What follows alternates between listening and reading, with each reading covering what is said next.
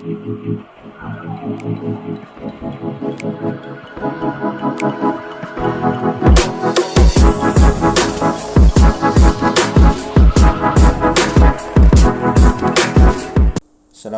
warahmatullahi wabarakatuh.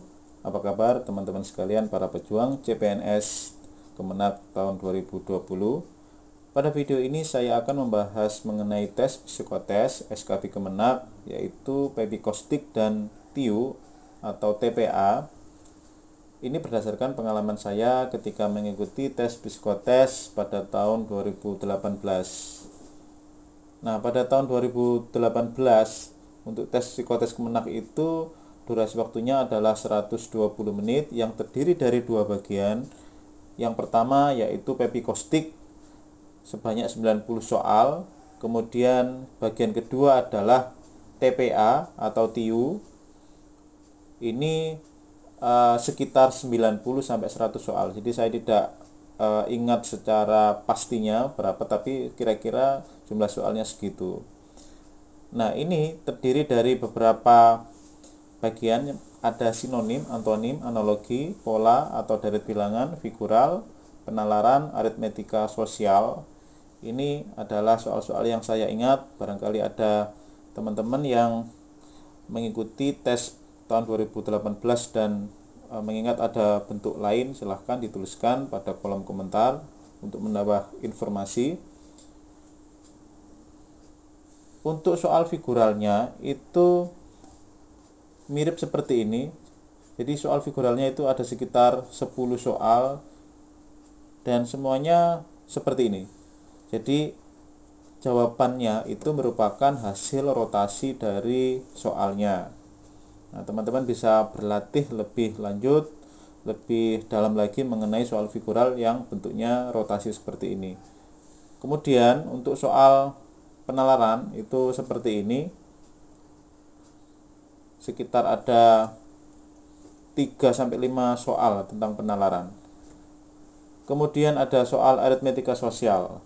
Nah, soal aritmetika sosial ini seingat saya adalah menentukan untung, rugi, kemudian perbandingan senilai, perbandingan berbalik nilai. Kemudian ada soal statistik juga. Itu adalah soal-soal dari TPA atau TIU, dan ini sebetulnya hampir sama ya dengan soal pada SKD, TIU pada SKD. Cuman TIU untuk psikotes ini relatif lebih mudah dari soal SKD. Oke, berikutnya saya akan membahas mengenai Pepikostik. Pepikostik ini merupakan laporan inventory tes psikologi kepribadian yang terdiri dari 90 pasangan pernyataan pendek berhubungan dengan situasi kerja yang menyangkut 20 aspek kepribadian yang dikelompokkan dalam 7 bidang, yaitu kepemimpinan, arah kerja, aktivitas kerja, relasi sosial, gaya bekerja, sifat temperamen, dan posisi atasan bawahan. Tes Pepikostik saat ini sering digunakan dalam lingkup HRD di suatu perusahaan atau organisasi. Tes ini merupakan salah satu tes kepribadian yang tercermin dalam tingkah laku yang didasarkan pada kategorisasi. Pepikostik mengukur role dan need atau peran dan kebutuhan individu dalam kaitannya dengan situasi kerja. Dengan mempelajari Pepikostik, maka kita akan memperoleh informasi mengenai profil individu baik dari segi tipologi kepribadiannya maupun konteks pekerjaannya. Sehingga di sini ada 90 pasang pernyataan. Sehingga akan ada 90 poin yang akan kita distribusikan dalam 20 aspek. Nah, tadi ada 20 aspek, kemudian ada 90 poin. Sehingga rata-rata tiap aspek akan mendapatkan 90 dibagi 20 atau sama dengan 4,5. Dengan nilai maksimal tiap aspek adalah 9 poin. Jadi intinya adalah ketika kita ingin menonjolkan aspek-aspek tertentu, maka kita berikan poin yang lebih besar dari poin yang lain. Dalam hal ini adalah 9 poin, tetapi kita tidak memberikan poin maksimal 9 poin. Kenapa? Karena kalau kita memberikan 9 poin pada aspek tertentu, maka aspek yang lain akan berkurang. Sehingga kalau aspek yang lain berkurang, berarti pada aspek yang lain tersebut kita akan dinilai lebih rendah ya. Nah, untuk lebih jelasnya kita perhatikan diagram sebagai berikut. Jadi ini diagram seperti ini atau gambar seperti ini merupakan hasil dari analisis pepikostik. Nah, kita lihat di sini ada 20 aspek yang disimbolkan dengan huruf-huruf. Di sini ada huruf N, G, A, L, P dan seterusnya. Dan kemudian tiap huruf ini poinnya misalkan di sini 0, 1, 2, 3, 4, 5, 6, 7, 8, 9. Nah, kalau dia poinnya di sini 0, maka pada aspek L dia tergolong rendah. Di mana misalkan aspek L di sini adalah peran pemimpin. Nah, di sini poinnya rendah berarti dia tidak mempunyai peran kepemimpinan. Nah, kemudian di sini misalkan pada aspek C itu poinnya 9, artinya dia C itu ada peran mengatur yang cukup tinggi dan seterusnya. Jadi di sini ada 20 aspek dengan 7 bidang, arah kerja, kepemimpinan dan seterusnya. Kemudian di sini aspeknya misalkan kebutuhan menyelesaikan tugas yang disimbolkan dengan huruf N, peran pekerja keras disimbolkan dengan huruf G, kebutuhan berprestasi disimbolkan dengan huruf A, peran pemimpin disimbolkan dengan huruf L dan seterusnya. Untuk lebih jelasnya nanti teman-teman bisa download ini yang saya tuliskan pada kolom deskripsi. Jadi teman-teman bisa download di situ untuk lebih jelasnya lagi. Kemudian ini adalah pedoman penskoran dari setiap aspek. Misalkan di sini nomor 1 L itu peran pemimpin. Nah, untuk skor 5 sampai 9 yaitu tingkat di mana seseorang memproyeksikan dirinya sebagai pemimpin, suatu tingkat di mana ia mencoba menggunakan orang lain untuk mencapai tujuannya. Kalau skornya 4 sampai 0, maka dia cenderung tidak aktif menggunakan orang lain dalam bekerja. Misalkan P itu kebutuhan mengatur orang lain. Skor 5 sampai 9, artinya tingkat kebutuhan untuk menerima tanggung jawab orang lain menjadi orang yang bertanggung jawab. Kemudian kalau skornya 4 sampai 0, menurunnya keinginan untuk bertanggung jawab pada pekerjaan dan tindakan orang lain. Nah, misalkan huruf I atau peran membuat keputusan. Kalau mendapatkan skor 0 sampai 2, ragu, menolak mengambil keputusan. Skornya 3 sampai 4, berhati-hati dalam membuat keputusan. 5 sampai 7, berhati-hati atau lancar dan mudah mengambil keputusan. Kemudian skor 8 sampai 9, tidak ragu dalam mengambil keputusan. Ini juga teman-teman bisa download di kolom deskripsi, sudah saya cantumkan di situ. Kemudian di sini ini aspek-aspek yang lain juga hampir sama. Nah, kalau kita perhatikan seandainya teman-teman memberikan skor yang terlalu rendah, misalkan di sini pada poin C, aspek C, peran mengatur. Kalau skornya terlalu rendah, maka teman-teman akan dinilai sebagai orang yang tidak teratur. Tetapi apabila memberikan skor yang terlalu tinggi, maka teman-teman dianggap mempunyai keteraturan tinggi dan cenderung kaku. Oleh karena itu, poin terbaik menurut saya adalah kisaran antara 5 sampai 6. Nah, misalkan di sini dituliskan 3 sampai 5 teratur tetapi tidak tergolong fleksibel. Nah, tergantung kepada nanti aspek seperti apa yang akan kita tonjolkan. Jadi kalau kita ingin menonjolkan aspek tertentu, maka kita berikan nilai antara 5 sampai 6 atau 7, seperti itu, 5 sampai 7. Sehingga aspek-aspek yang lain itu tidak terlalu rendah. Sebagaimana yang saya sebutkan tadi, total poinnya kan ada 90. Sementara di sini ada 180 atau 90 kali 2 pernyataan. Sehingga ketika kita memberikan skor yang tinggi pada salah satu atau aspek-aspek tertentu, maka aspek yang lain itu akan nilainya rendah. Oleh karena itu kita berikan ya maksimal 7 poin lah untuk aspek yang kita ingin tonjolkan, sehingga pada aspek yang lain nilainya tidak terlalu rendah atau bahkan 0. Misalkan ya pada nomor 18 ini Z misalnya, kebutuhan untuk berubah. Misalkan kita memberikan skornya itu 2, maka kita akan dinilai sebagai orang yang tidak suka berubah. Kalau skornya terlalu tinggi, maka kita akan dikatakan sebagai pribadi yang mudah gelisah, frustasi karena segala sesuatu tidak berjalan fantastis. Sehingga skor terbaik dalam hal ini adalah ini skor 6-7, membuat perubahan yang selektif, berpikir jauh ke depan.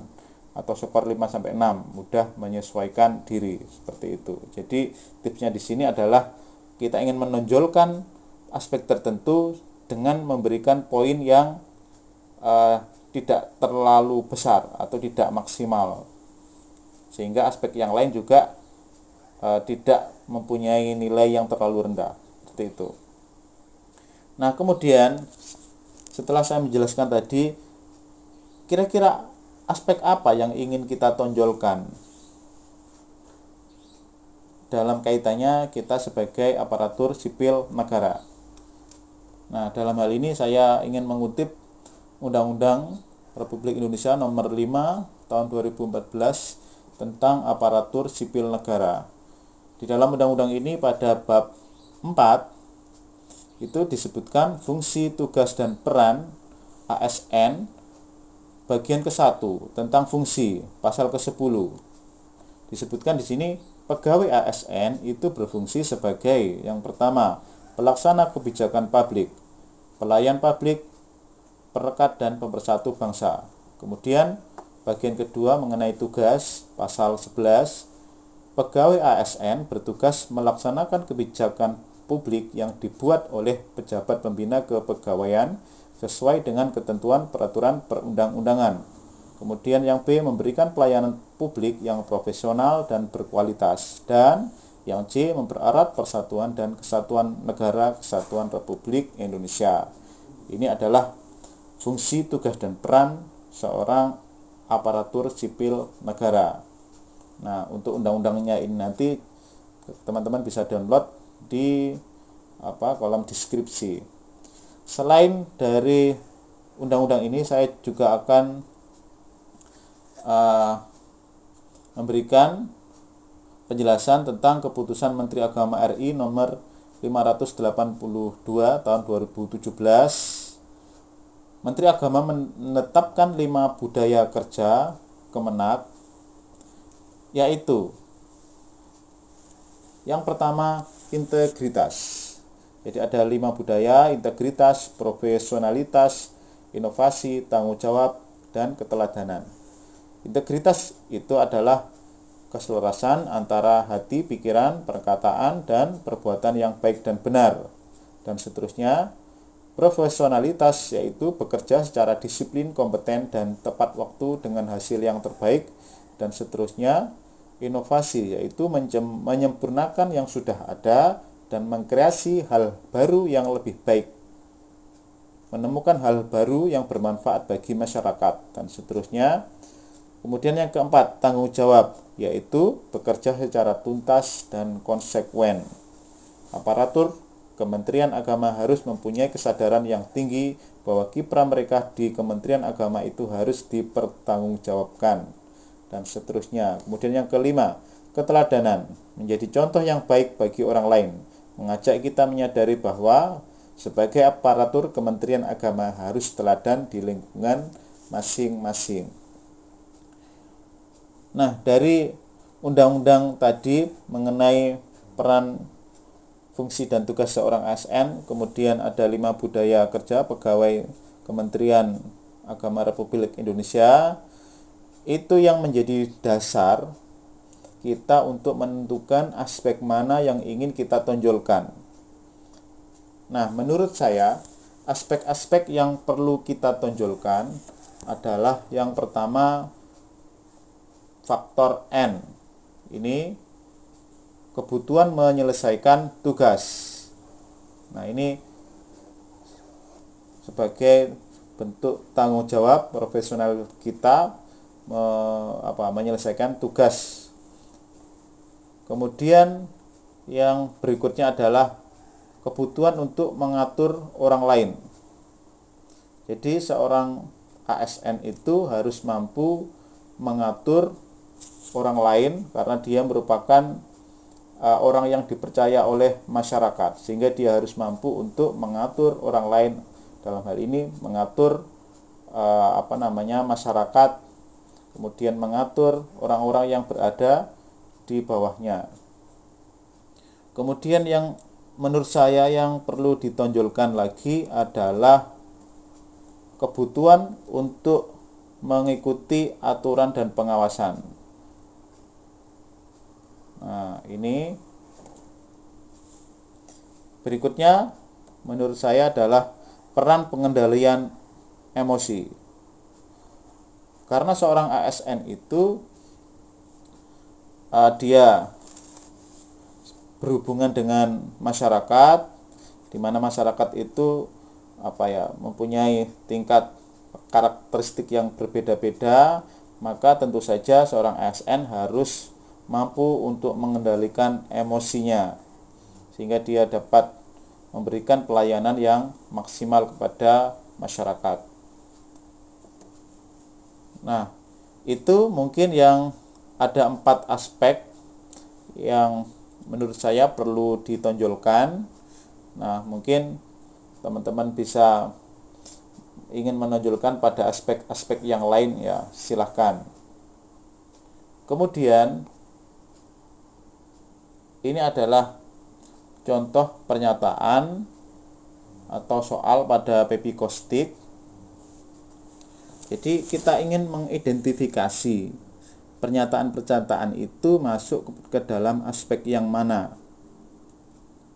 Misalkan untuk nomor 1, ada 2 pernyataan untuk nomor 1. Orang lain beranggapan bahwa saya adalah seorang pemimpin yang baik.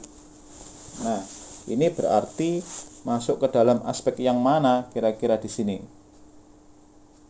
Nah, di sini dikatakan seorang pemimpin yang baik. Artinya tentu saja di situ aspek L, yaitu peran pemimpin, cukup jelas.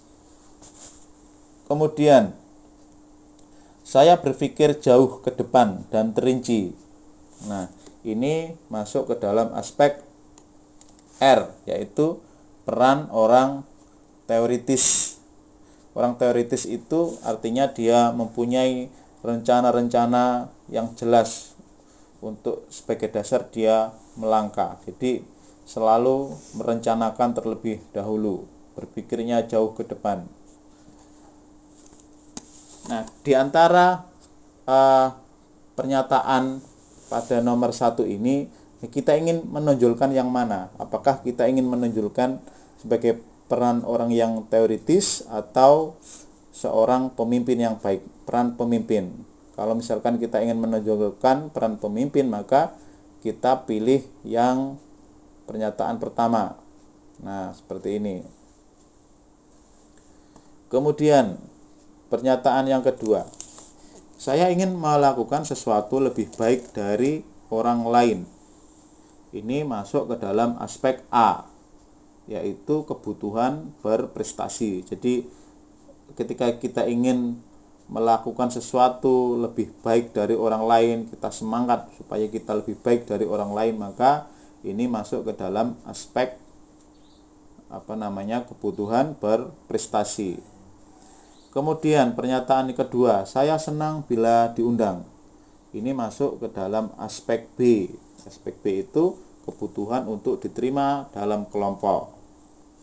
Nah, di sini 2 pernyataan ini kita ingin menonjolkan yang mana?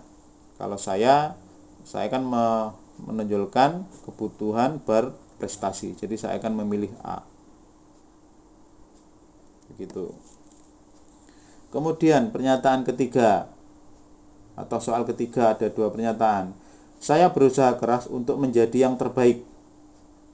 Ini berarti masuk ke dalam pernyataan A, karena ada suatu keinginan dia menjadi yang terbaik dari yang lain. Artinya kebutuhan untuk berprestasi.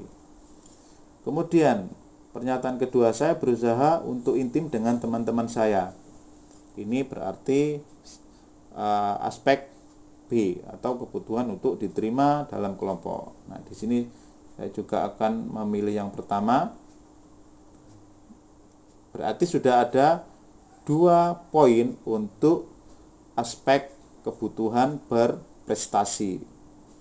Berarti kalau kita ingin menunjukkan aspek ini, maka kita pilih lagi pernyataan yang lain sehingga jumlahnya antara 5 sampai 7, jadi tidak terlalu tinggi.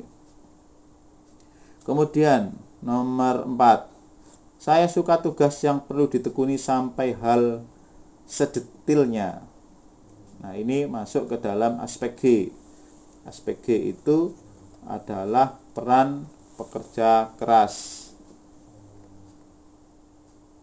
Kemudian saya tidak cepat marah. Ini berarti aspek E, yaitu peran pengendalian emosi.